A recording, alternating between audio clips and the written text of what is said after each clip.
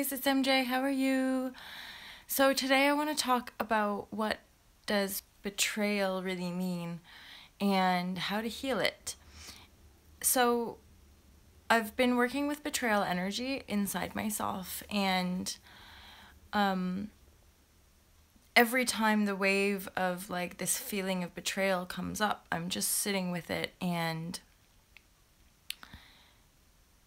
it's a fairly, I would say, like thick energy, and it's very divisive. So betrayal energy is very much part of our world and part of the stories we're telling each other, and it's systematized. So like betrayal in the world is systematized. It's in the movies, it's in the media. It's like we're taught to betray. We're most of us will be carrying like these unconscious wounds of betrayal because at one point we betrayed ourselves. So really to make this a pretty quick video compared to some of my more recent ones, betrayal is really representative of our own wound of betrayal, which just means where we denied our own self. You know, where we denied our truth, where we maybe, like, it's like that thing of like selling your soul. And sometimes I say things that I'm aware can maybe like just seem so harsh, you know, like saying that when our parents, when we're little, tell us we're bad, that's trauma. And yet, here's the juicy bit. It's like what it's coming to for me. It's that if I'm disconnected from the heart, I'm betraying myself, no matter what. And this healing, perpetual kind of, and yet enjoyable and exquisite and beautiful healing journey. Hey Troy, how are you? Are you going like that? I'm not sure what I'm talking about. You know, this healing journey is healing all those wounds of self-betrayal, self-denial, the core wounds where we really do disconnect, deny our power, deny our divinity, deny our dreams, deny our innocence. And we're all kind of systematized. We're all kind of taught to do that, right? We're kind of taught to disconnect, fit in, and do what you're told. And we can kind of all go along that program for a certain amount of time until we wake up or until we awaken, right? Or until we have this experience where we suddenly realize there's more and that we're our own self, and our thoughts and our feelings are a big part of accessing that moreness. And along the journey, what I'm realizing is the more potential, yeah, it's brutal. It's fucking brutal. It's so painful, right? And betrayal energy, to me, it really does feel like a knife. It feels like we're cutting ourselves open. And I gotta say, for me, sitting within transforming this betrayal energy, because part of my practice, Troy, is like owning and transforming all of my own emotions and not actually making it about anybody.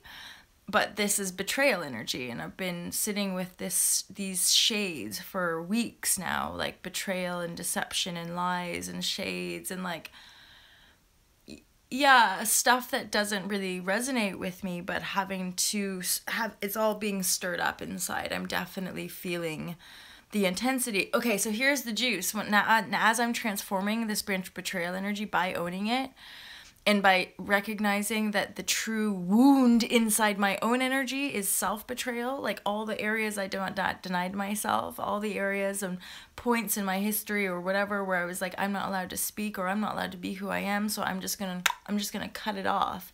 So I'm embracing my totality as a feeling being, which means I'm feeling a lot more in my heart space. That includes this weird, dark betrayal energy. So as I'm transforming it, it's really like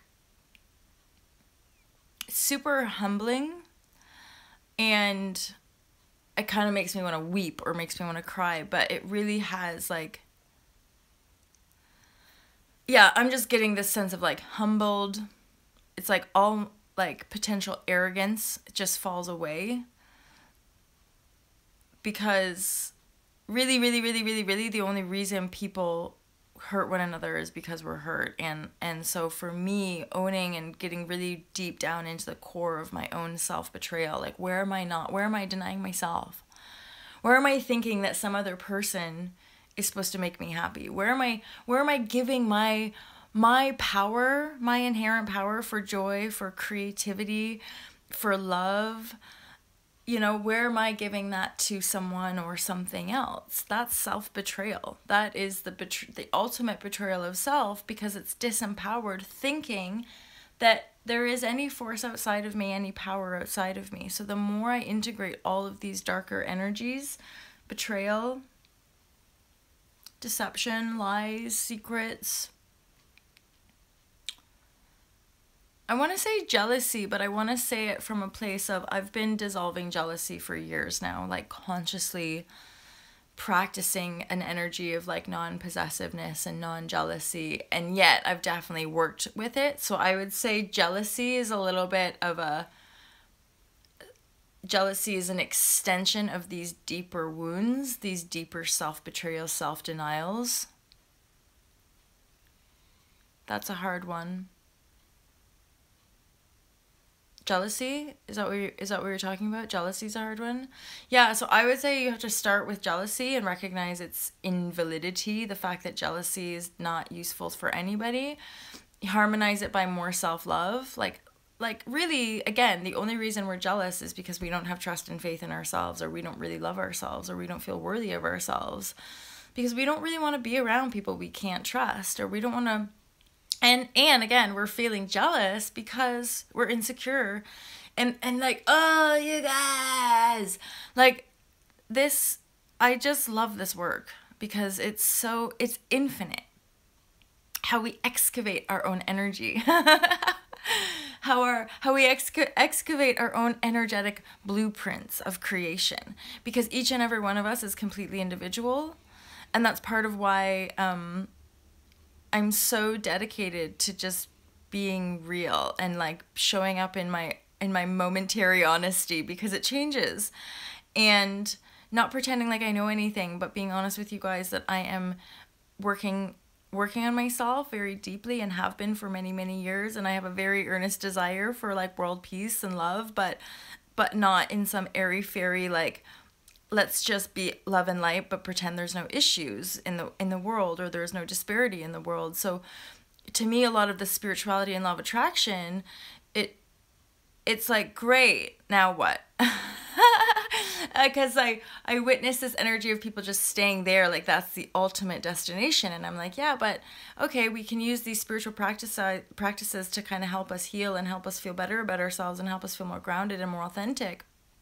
Great, but I'm not just going to stay in this little bubble of spiritual conscious communities, because in essence that's kind of privileged community, how I see it. When I've traveled and gone to ashrams and gone to, you know, these different spiritual hubs around the world, it's usually people that are pretty fucking privileged that get to go to them.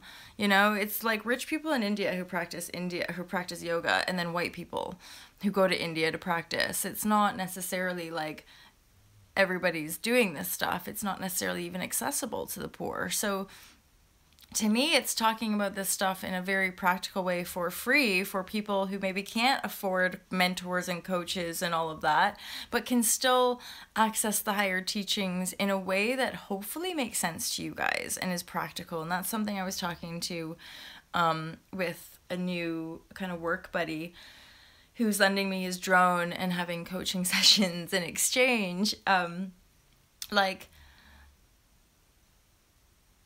Just being present with who you are, basically, you know, and realizing he's just blown away. He's like, oh my God, these, you know, it's so powerful and it's so spot on and whatever.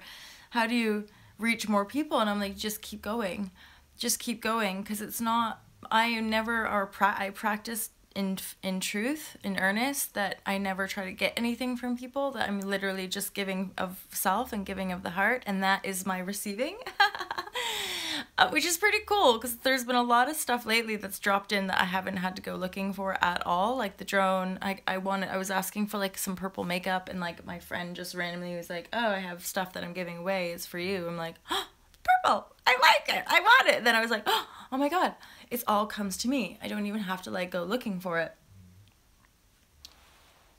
So there again, it's like simultaneous, you guys. I'm always like working on like shadows and shades and darkness and density and like seeing those uglinesses and those areas where I've betrayed and denied myself, owning and transforming that, and then just continuing to show up every day because I have so much really to give. And it like, yeah, it's just amazing the stuff that kind of comes in naturally. And I hope that you feel the truth of that. I hope you, as in like my truth, as in I am who I am today. And yeah, I'm not interested in power over. I like truly, it's not about like what I can get from people. It's just sharing authentically because I think the world, I think there's a lot of layers and depth and expanse and a lot of veils. Like, so there's a lot of stuff that like we're not with our human brain and eyes fully aware of. And then as we become aware of it, it can be pretty overwhelming. So I think more and more of us are just putting it out there for like, listen, you are powerful. You are super duper powerful and you can create anything that you desire in your life. But you do need to have some emotional grit. You do need to be willing to feel pretty deeply, and you need to be willing to stop blaming other people for how you feel. You need to stop blaming other people for how you feel. In essence, whenever we're trying to fix something or someone outside of us, there's either arrogance, but arrogance is really a mask for like some insecurity, some disempowered, denied part of yourself. So it's a toughie. This stuff is tough, right? Because it shatters the ego. It shatters everything that we like once thought we were supposed to be, and it just keeps shattering that until you kind of don't even know who you've become. But the feeling of this beingness is right. Like you just know. That's why I talk about it's a visceral, tangible experience. Liberation is something that is undeniable because you just are not afraid. There's no fear. And whenever the emotions come up, I can observe them and even express them if I feel the need to, because now I'm at a point where the heart space is so overflowing that I just can't deny her. If she needs to express, if she needs to say something, then I need to say that. But and also it's part of her liberation, continual liberation that I express so that I can release. And if other people don't want to do that, that's not up to me to make them do it or not want to do it, right? So yeah, our perception of betrayal, the wound inside ourselves is usually a wound of self-betrayal where we've been denying ourselves. So when we unmask that self-betrayal, we usually just find a little bit more harmony or a little bit more clarity, or we can see a little bit more like where something might be coming from as well. I think that's it, guys. Thanks for tuning in. Thanks for watching. I appreciate it. Thanks for your messages as well, Troy. I hope that was useful to you. Much love. Take care, guys. Have an awesome day. Peace out.